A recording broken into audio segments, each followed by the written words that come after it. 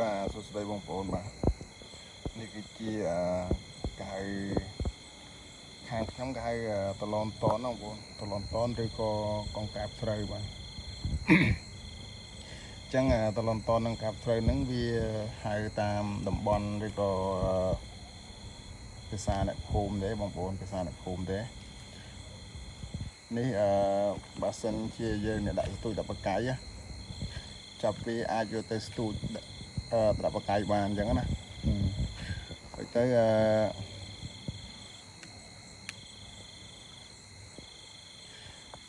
ថ្ងៃហ្នឹងវាអត់ទៅណាទេដោយសារតែយើងអត់មានតម្រូវការទៅរកចាប់វាឥឡូវវាមិនឡើងដល់ផ្ទះហើយបាទដល់ផ្ទះហើយអត់ទៅណាទេបាទហើយទៅបើសិនជាបងប្អូនអ្នកនេះអ្នកហូបទឹកត្នោតជូរបាទហូបទឹកត្នោតជូរឃើញតឡនតនឬកង្កាបស្រូវនេះនឹកដល់គ្រឿងខ្លែម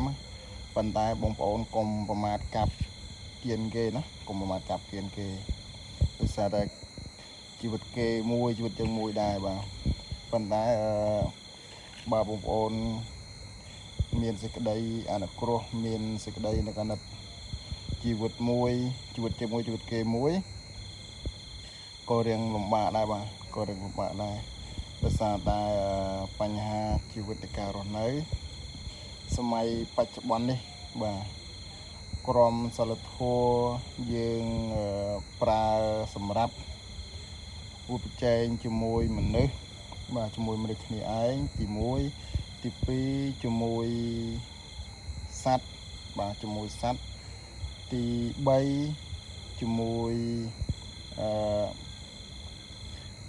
ទីកន្លែងបាទទីកន្លែងហើយ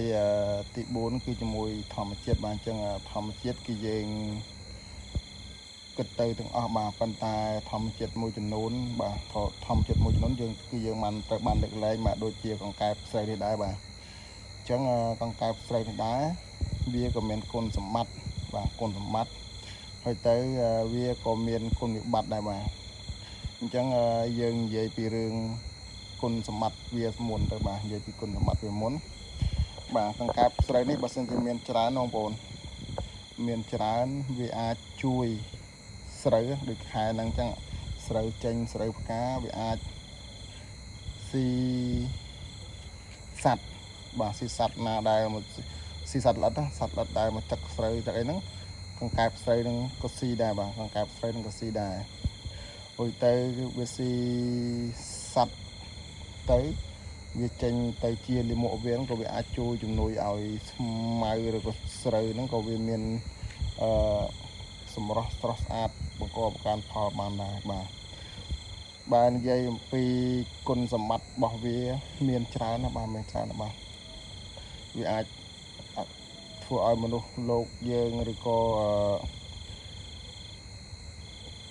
មនុស្សជាមនុស្សហ្នឹងអាចយកវាហូបជាអាហារក៏បានបាទដូចខ្ញុំចែកពីខាងដើមហ្នឹងអាចយកទៅធ្វើជាគ្រឿង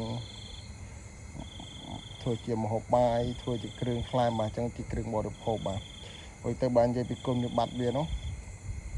ដូចជាមិនមានទេបងប្អូនដូចជាមិនមានទេបាទវាមិនមានទៅ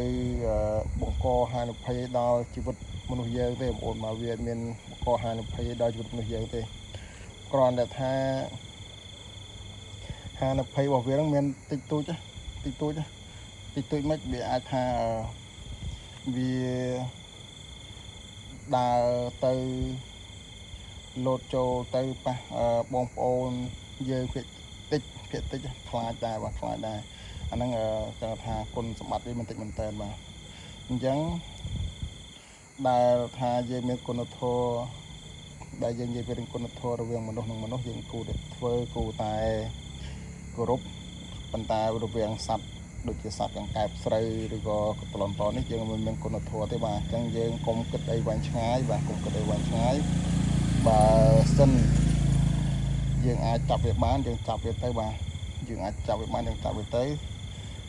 យើងយកវាទៅធ្វើអីក៏បានដែរបាទស្រេចតែចិត្តយើងទេបងប្អូនស្រេចតែចិត្តយើងទេដោយសារតែវាជាចំណីរបស់យើងផងវាជាចំណីរបស់ សត្វផ្សេងដូចជាត្រីដូចជាកង្កែបគ្នាវាដែរបាទអញ្ចឹងគុណធម៌រវាងមនុស្សយើងធ្វើតែរវាងមនុស្សនិងមនុស្សរវាងមនុស្សទៅធម្មជាតិរវាងមនុស្សទៅទីកន្លែងបាទអញ្ចឹងរវាងមនុស្សទៅធម្មជាតិយើងធ្វើមិនបងប្អូនបាទឧទាហរណ៍ថាយើងរាល់ថ្ងៃយើងរស់នៅអាស្រ័យទៅលើខ្យល់បរិយាកាសបាទបើសិនជាបងប្អូនឥតគិតគូរពីរឿងថែរក្សាបរិស្ថានទេអាចធ្វើឲ្យយើងរស់នៅក្នុងក្លិនបរិយាកាសមិនល្អគឺក្លិនស្អុយបាទក្លិនស្អុយអញ្ចឹងក្លិនស្អុយទាំងឡាយនោះវាមិនមែនជាធម្មជាតិដែលបង្កធ្វើយើងស្អុយទេបាទអាចថាមកពីមនុស្សយើងបាទអាចថាមកពីមនុស្សយើងអញ្ចឹងសូមបងប្អូនដែលជាមនុស្សបាទដែលអាស្រ័យធម្មជាតិហើយសូម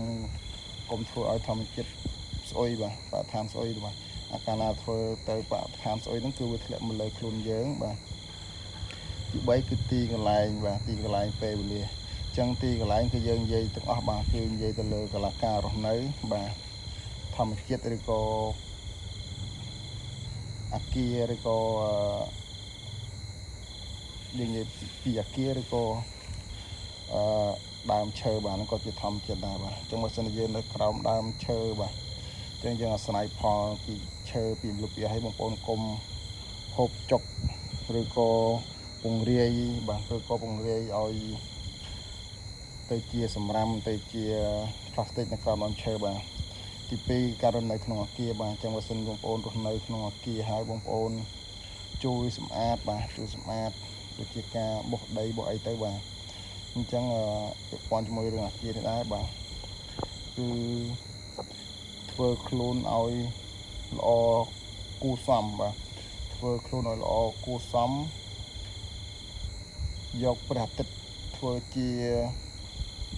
គំរូបាទធ្វើយកព្រះអាទិត្យធ្វើជាគំរូអញ្ចឹងមានន័យថាខ្លួនយើងអាស្រ័យផលនៅអាគារហើយដល់ពេលយើងអាចធ្វើអាគារប្រឡាក់ឬក៏ធ្វើអាគារបាក់បែកចឹងបងប្អូនបាទធ្វើអាគារបាក់បែកចំណែកព្រះអាទិត្យបាទចែងចាំងពន្លឺបំភ្លឺយើងហើយបំភ្លឺនៅក្នុងអាគារបាទប៉ុន្តែព្រះអាទិត្យឥតដែលធ្វើឲ្យអាគារប្រឡាក់ឬបាក់បែកទេបងប្អូនបាទ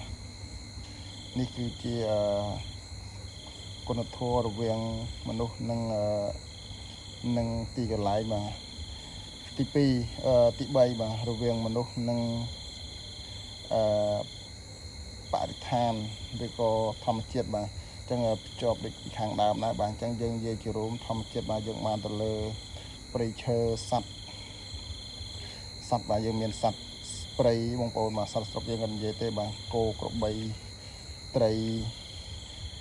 ស្រែត្រីចិញ្ចឹមហ្នឹងយើងនិយាយទៅបាទយើងនិយាយទៅលើសត្វដែលគួរអភិរក្សបាទដូចមានមរឹកបាទអញ្ចឹងបងប្អូនដែលជាអ្នកដែលចូលចិត្តបរិភោគសត្វព្រៃអីបាទយើងគួរកាត់បន្ថយទៅបាទរសារសត្វយើងដែលមានហូបហើយបាទអញ្ចឹងយើងគួរឈប់ហូបទៅបាទអញ្ចឹងអានេះវាជារវាងគុណធម៌ពីមនុស្សទៅធម្មជាតិបាទយើងបានដល់ទៅព្រៃឈើបាទអញ្ចឹងការប្រកួតប្រជែងរវាងមនុស្សនិងមនុស្សក៏ជាគុណធម៌ដែរបាទអញ្ចឹងយើងចេះប្រស្រ័យទាក់ទងទៅវិញទៅមកដើម្បីកុំឲ្យមានបញ្ហាបាទរួចទៅបងប្អូននិយាយប៉ុណ្ណឹងហើយកង្កែបហ្នឹងហើយកង្កែបឬក៏កន្លងតននេះមិនតាណាទេបងប្អូនមិនតាណាទេបាទរួចទៅខ្ញុំក៏អត់ទៅរំខានជីវិតវាដែរដោយសារតែអត់មានតម្រូវការបាទអញ្ចឹងបងប្អូនអាចរំលោភបំពានទៅលើសត្វនេះបានបាទរំលោភបំពានបានដោយសារតែវាមិនមានអីប៉ះពាល់ដល់ធំដុំនៅក្នុងការរស់នៅទេ